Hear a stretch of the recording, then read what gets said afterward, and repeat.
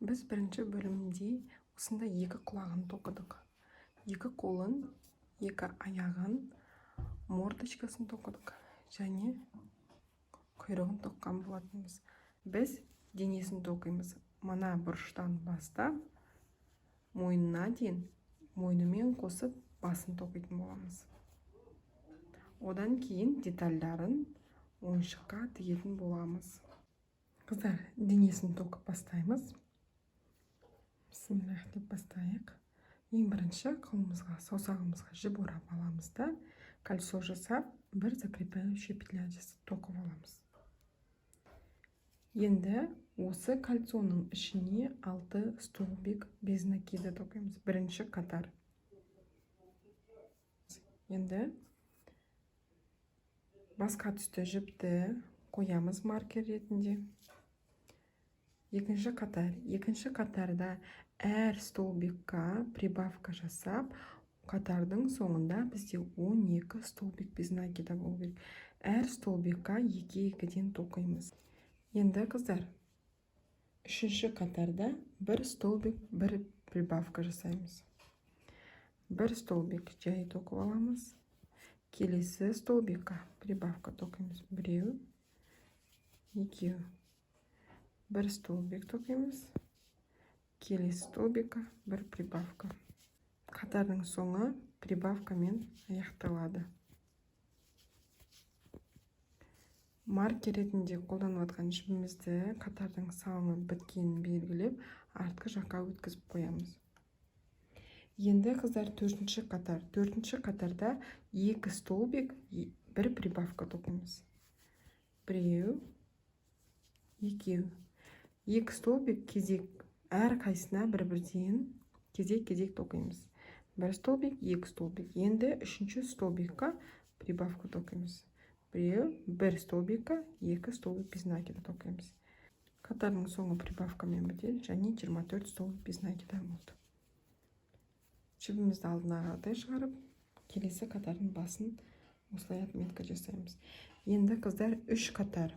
Біз 4-ші қатарда 2 столбик бір прибавкамен тоқыдық. Енді 5-ші, 6-ші, 7-ші 3 қатар бойы 24 столбик без накидамен тоқимыз.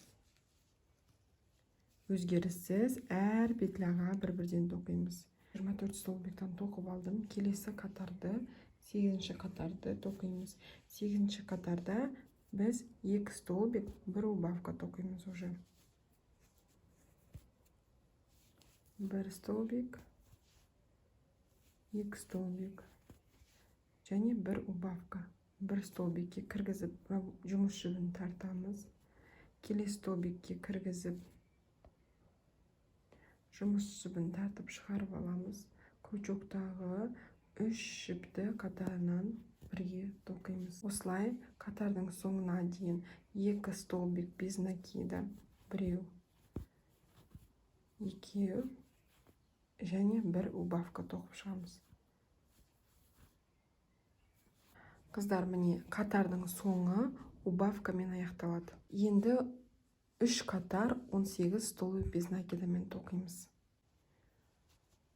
Енді қыздар, 3 қатар 18 столбикпен 3 қатар тоқып алдым. Ендігі қатарды біз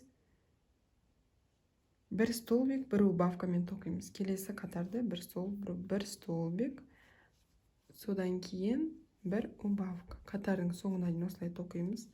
Бір столбик, бір убавка. Қатардың соңы убавкамен аяқталады және бізде 12 столбик без накида болу керек. Соңына дейін тоқимыз. Міне қыздар, қатарым убавкамен аяқталды. Жіпті алдына қаратай өткізіп қоямын. Келесі қатарда өзгеріссіз 12 столбик без накида тоқимын. 12 столбикпен бір қатар тоқып шыққаннан кейін біздің астыңғы бөлігіміз болды.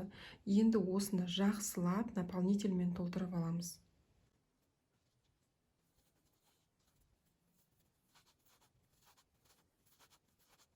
Қыздар, осылай астыңғы бөлігін тығыздап толтырып алғаннан кейін наполнительмен, енді біз келесі қатарды тоқуға кірісеміз. Ол үшін жібімізді артқа қаратай қойып, қатардың басын белгілеп, келесі қатар тоқуға кірісеміз. Келесі қатарда біз денесін, туловищесін тоқып болдық. Енді басын ғана тоқимыз. Басын тоқу үшін қазір 12 петляны әрқайсысына 2-ден тоқып 24 петля жасауымыз керек. Прибавка тоқимыз. Әр петляға 2 столбик без накидадан тоқимыз.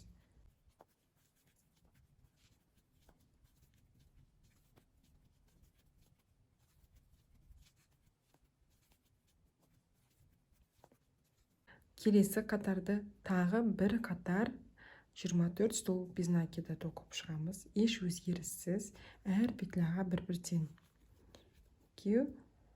Бір қатар 24 столбик тоқып алдық. Енді келесі қатар бізде 3 столбик без накида, бір прибавка тоқимыз. 1, 2, 3 столбик без накида, әр петляға бір-бірден. Келесі 4-ші петляға бір прибавка, бір петляға 2 столбик без накида тоқимыз. Осылай қатардың соңына дейін тоқып шығамыз. Қатардың соңында бізде 30 столбик без накида болу керек. Келесі қатарда 4 столбик без накида, бір прибавка жасауымыз керек. 1, 2, 3, 4. Келесі 5-ші петляға бір прибавка. 1, 2. Осылай қатардың соңына дейін 4 столбик без накида прибавкасыз просто тоқимыз. 1, 2, 3, 4. Содан кейін 5-ші петляға бір прибавка. 5-ші петляға 2 столбик без накида тоқимыз деген сөз. Осылай қатардың соңына дейін тоқимыз. Қатардың соңында бізде 36 столбик без накида болу керек. Қыздар, міне қатардың соңына келдім. Менде прибавкамен аяқталды. 36 столбик без накида болды.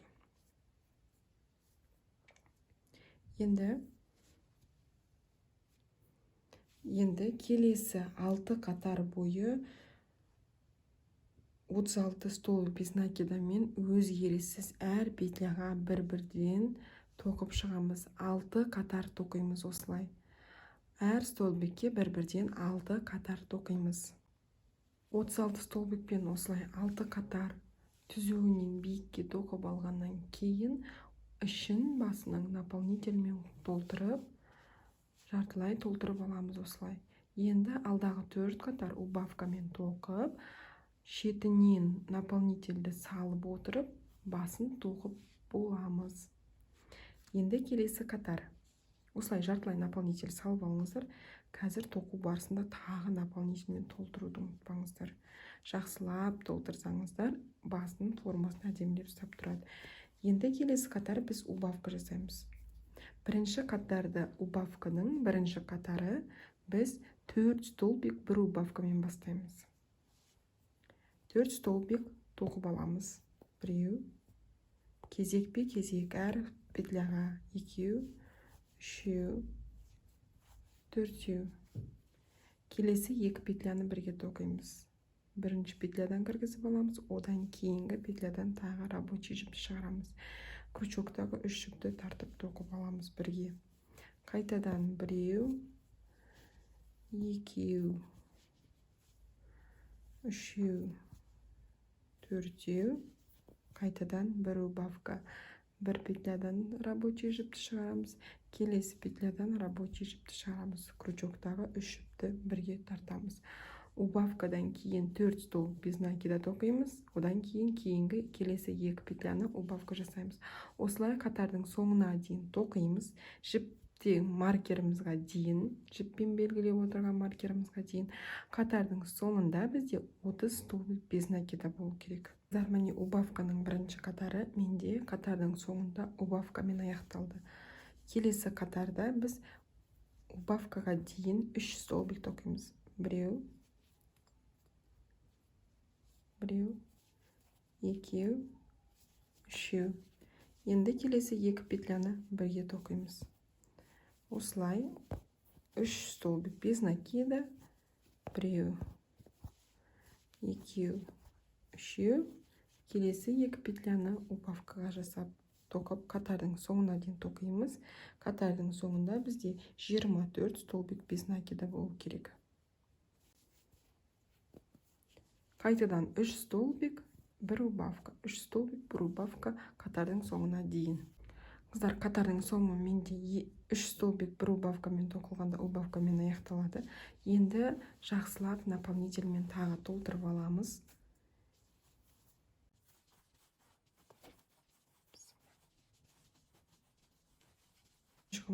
Соңғы қатарларын тоқудамыз. Енді келесі қатарды убавканың 2 столбик, 1 убавка тоқимыз.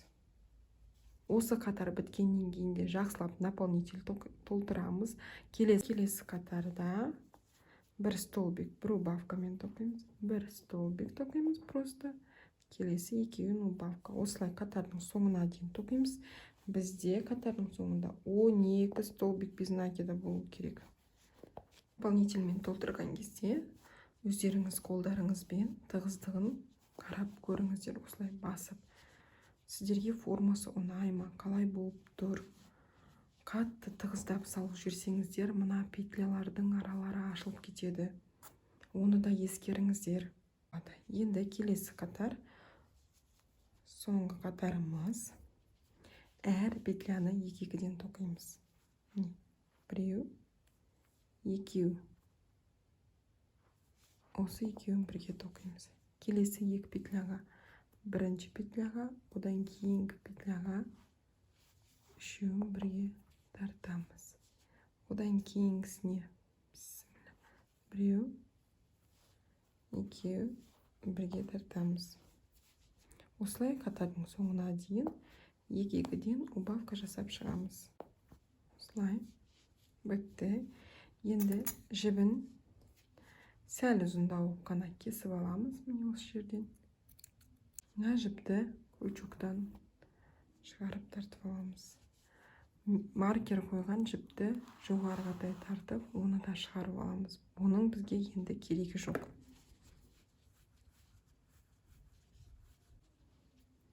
Мына жерде әр петляның бір-бір қабырғасынан осылай кіргізіп,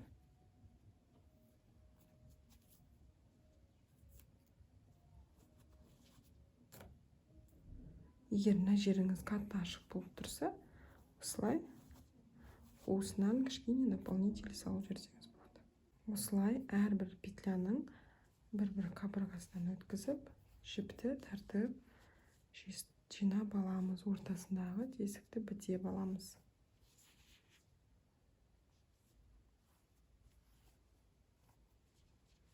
Міне.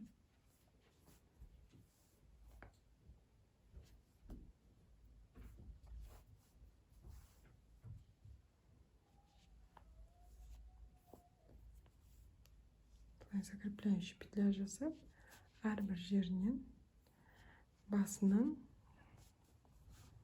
ортаңғы жағына бір өткізіп, басымыздың формасын доңғалақтап келтіріп алып, артық жіпті кесіп алып тастаймыз. Осындай денесі пайда болды. Енді біз детальдарды тігуге кірісеміз. Ең алдымен мордочкасынан бастаймыз. Мордочкасының ішіне наполнитель тығамыз. Мұрны ғой, бұл тұмсығы. Сол тұмсығына наполнитель салып аламыз. Осылай көз мөлшермен өздеріңіз қарап, қай жерде ыңғайлы болады ау деген жерді таңдап, расстояниясын қарап, осылай қойып, ортасына бір тебен инемен осылай өткізіп қоясыздар. Бір қолдарыңыз, бір саусақтарыңызбен осылай ұстап отырып, тігуді бастаймыз. Инеге жаңағы қалған ұзындау қалған жібімізді кіргізіп аламыз да, инемен бірінші бастың петлясынан осылай кіргізіп аламыз. Содан кейін мұрынның, жаңағы мордочканың ішкі жағынан бір петлясынан осылай өткіземіз. сыртқа қаратай. Одан кейін жіпті тартып, қайтадан басының бір столбигынан, бір қатарынан өткізіп, осылай шығарып аламыз. Енді қайтадан мордочкасының астына кіргізіп, жаңағы ілінген петлядан кейінгі петлясын осылай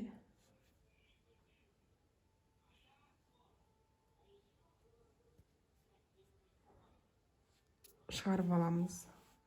Осылай айналдырып мұрнын тігіп шығамыз. Қыздар, осылай соңғы петляны іліп алғаннан кейін инені басының басқа бір бөлігінен шығарып, жіпті осы жерге, жіпті осы жерге закреплять етіп, артық жіпті бастың ішіне кіргізіп жібереміз. Қалған жіпті кесіп тастаймыз. Міне мұрнын осылай тігіп алдық мордочкасын. Енді осы мұрынға сәл жақынырақ қылып, осылай көзін орналастырамыз. Инемізге жіп өткізіп аламыз. Артқы жағынан инені кіргіземіз. Инесіне кіргізіп, бір столбик жанына қаратай. Бірақ артынан дәл сол кіргізген жерден инемізді шығаруымыз керек. Артынан жібімізді осыншалықты қалдырып қоямыз. Дәл сол жерден жібімізді шығарып алуымыз керек. Енді жібін сәл ұзындау қылып, біріншісімен бірдей қалдырамыз.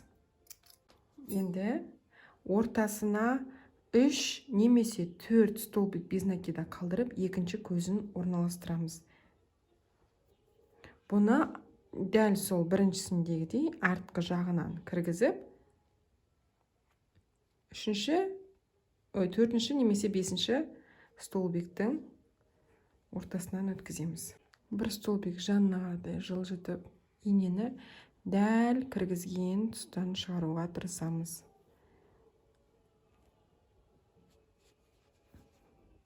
Дәл сол жерден шығармасақ, біз түйін деген кезде жібін жасыра алмай қалатын боламыз. Осылай екеуінде жіптерін үзіп тастамай тұрып, қарап көресіздер. Дұрыс тұрма, дұрыс тұрған жоқ па? Менің оң көзім кішкене жоғары болып қалды. Қайтадан жіпті тартып суырып аламын. Инемен қайтадан кіргіземін. Сол үшін сразу бекітіп тастамаңыздар. Қалай тартып көресіздер. Міне енді тура келді. Енді артқы жағынан бұл жіпті де кесіп тастаймыз. Енді ұзындау қалдырған себебіміз, мына жіпті біз қазір қатты тартып түйіндейміз. Екеуі бір жерден шықсын дегеннің себебі осы жерде петлялардың ортасында қалады, столбиктардың астына кіріп кету керек. Міне, енді бірінші көзін қатты түйіндеп тартамыз. Екі түйін жасап, жіптеріңіз қатты болғаны дұрыс. Енді кішкентай крючоктың көмегімен екі жіпті ішіне жасырып қоямыз. Осылай кіргізіп,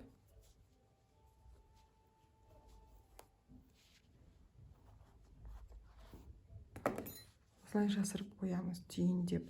Қатты түйіндесеңіздер, моншақ қозғалмайтын болады. Екінші көзін дәл осылай жасап аламыз. Қыздар, мен құлақтарымды тігіп қойдым. Құлақтарын бәрі оңай. Осылай қоясыздар.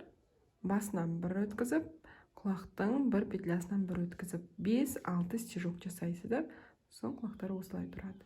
Енді сіздерге қасы мен мұрнын қалай оформить ететінімді көрсетейін. Басының мынандай жанынан үстінен бір қатар или екі қатар жоғары өздеріңіз қарап көріңіздер. Әркімге әрқалай ұнайды, қасы қалай тұрғанын. Біреу былай тік қана қояды. Мен 2 қатар төмен түсемін да осылай расстояниемен жасаймын. Дәл сол сияқты енді осы инені мына екінші көздің дәл сол қатардың тұсымен екінші көздің жанына өткіземін. Жіпті ұзындау қылып алғандарыңыз дұрыс. Кішкене ұзындау қылып, қалың қылып емес, қатты ұзын қылып емес. Осылай. Енді екінші қасын жасаймыз.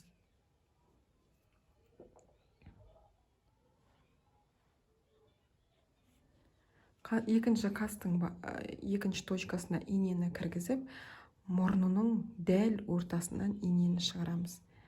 Біз жіпті өзіп кесе бермес үшін осылай бәрін бірге тігіп кетеміз.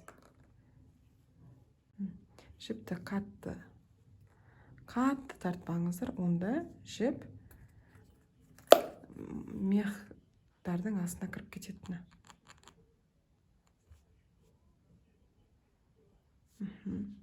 Осылай болды.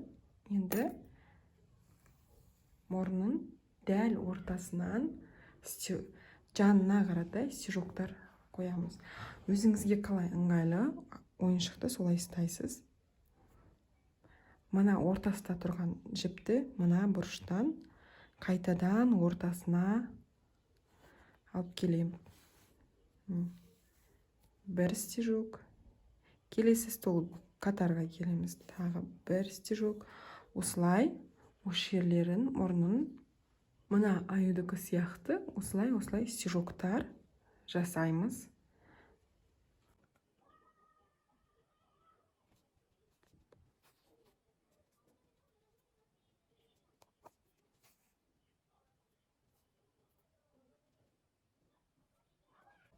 Осылай иненің көмегімен өстіп әдемілеп стежоктар жасап шығамыз. Қыздар, осылай тігіп болғаннан кейін, егер қалыңдығы, формасы сіздерге ұнаса, онда келесі стежокты бір жанына қарата қойып, инені мына бұрышынан кіргізіп, арғы бұрышынан шығарамыз. Мына бұрышынан инені мұрнының біткен жерінен шығарамыз да жіпті тартамыз.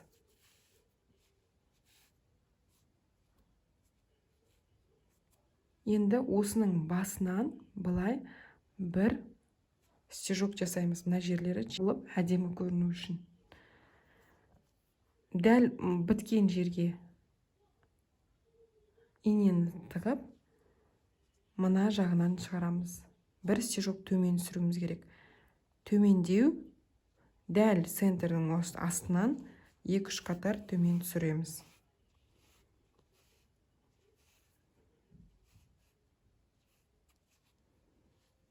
Иненің көмегімен әдемілеп көмектесіңіздер. Осылай ана жіптің мехтары астында қалып қоятындай.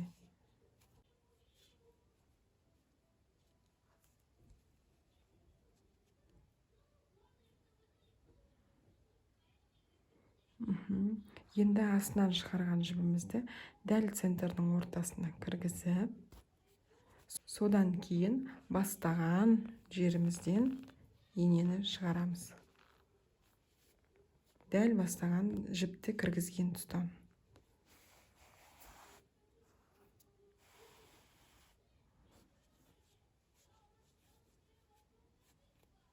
Формасын осылай қолмен беріп, сонда мына жерде мұрынның асты пайда болады. Міне, осындай. Мына өзі мехі бар жіп болғаннан кейін, арасынан осы жіптерді тартқанда мехтар шығып тұрып алады. Қасы мұрны болды. Енді жібін бағанағандай түйіндеп, басының ішіне жасырып тастаймыз. Енді нитевой креплениемен қолымен аяғын орналастыратын боламыз. Мен аяғын орналастыру үшін біз тебененімізге үзілмейтін қатты жібімізді кіргізіп аламыз. Бірінші қолын орнатамыз. қолында екі қолы ішкі жағынан үшінші қатардан инені шет жағына қаратай шығарамыз.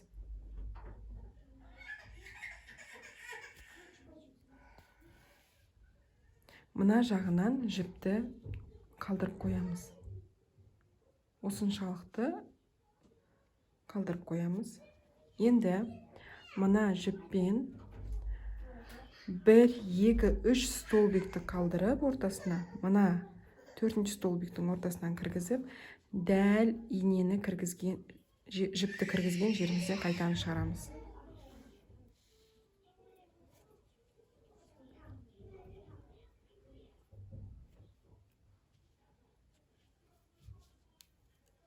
Қолымызды мойынның түбінен бір қатарды қалдырып, екінші қатардан осылай инемізді кіргізіп қойып көреміз. Инені түзу өткіземіз. Инені осылай түзу өткенін қарап, екі жанындағы расстоянияларын қарап, әйтпесе қолдарымыз қисық орналасып қалады.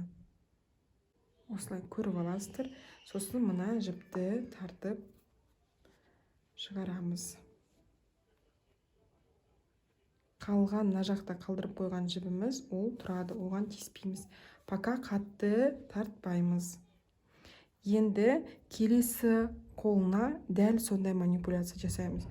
4-ші қатардан кіргізіп, 3 қатар тастап, шет жағынан шығарамыз.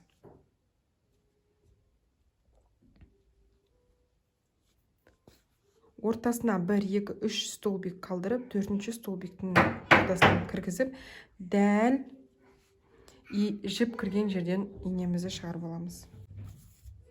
Енді осы инені жаңағы бірінші жіп кіргізген жерімізден кіргізіп, мына жіп шыққан жерден қайтадан шығарамыз.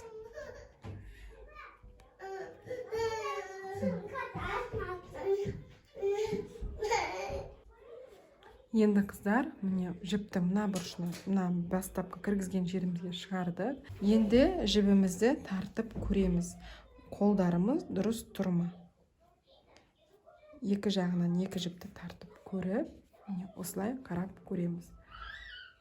Егер ойыншықтың қолдарының тұрған тұрысы түзу тұрған болатын болса, сіздерге ұнап тұрса, қалай қарап тұрған, онда мына жерден тартып түйіндей береміз.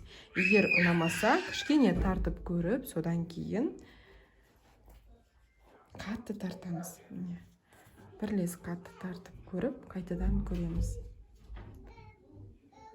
Осылай қозғалып тұрады қолы. Содан кейін қазір мұнан жақсылап тағы 1-2 түйін жасап, мына қолының астынан жақсылап түйін жасаймыз да, бұл жіпті де ойыншықтың денесінің ішіне кіргізіп тастаймыз.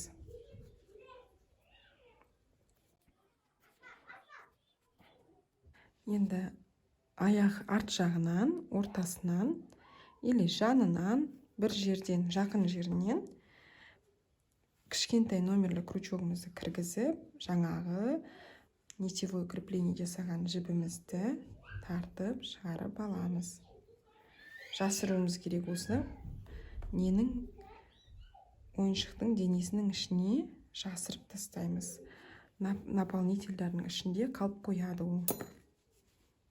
Міне, еш жері көрінбейді, ешқандай жері білінбейді. Дәл осы способпен аяғын да біріктіретін боламыз. Ол үшін дәл солай жібімізді алып өткіземіз.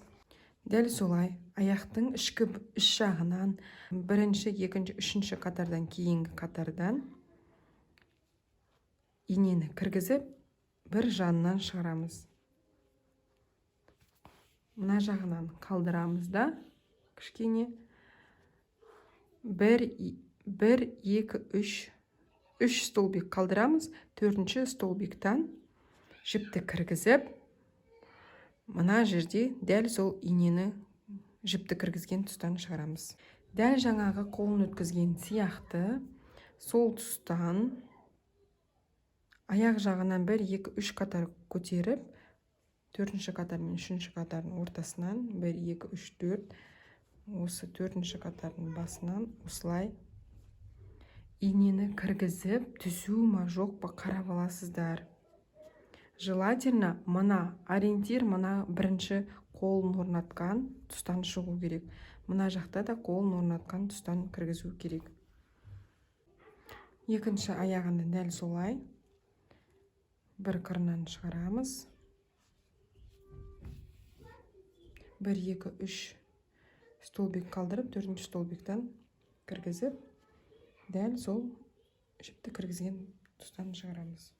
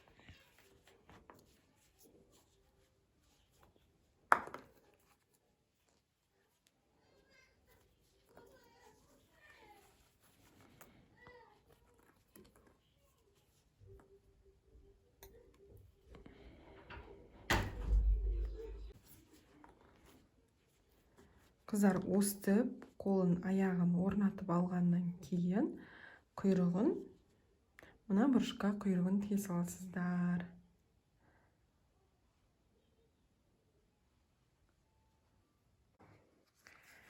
Қыздар, міне мен құйрығын тігіп қойдым, лентасын байлап қойдым. Осындай менде аю шықты. Сіздердің де қолдарыңыздан келеді деген ойдамын.